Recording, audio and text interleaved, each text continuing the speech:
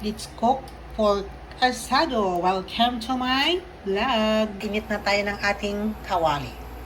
Init na yung ating kawali. Lagyan na natin yung pork. Prituhin natin ng konti para mag-medium brown. Huwag nyo nang lagyan. Ayan, medyo nag-brown na ng ating pork. So, lagyan natin ulit. So, ayan yung ating pork. Golden brown na. So, atin ang ahuin. Ayan, golden brown na yung ating pork. Tanggalin na natin. Nagprituhan natin ng pork. Huwag yung hugasan. Lagyan natin ng tubig. Diyan natin palambutin yung ating pork.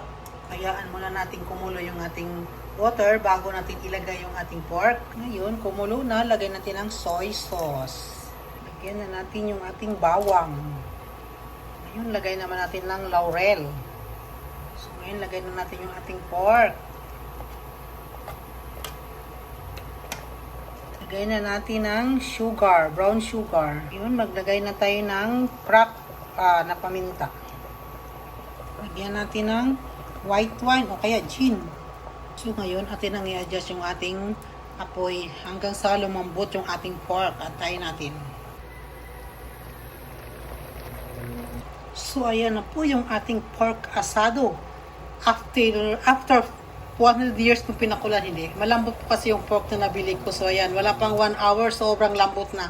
Ang kailangan lang po is pahinaan ninyong apoy para masarap po siya. At yan, tingnan nyo naman, oh. Ang sarap. So, ayan, let's eat na. Thanks for watching. See you on my next vlog. Please subscribe my channel, leave a comment, and like. Yummy, yummy. Pork asado. Ni Queenie Marie TV.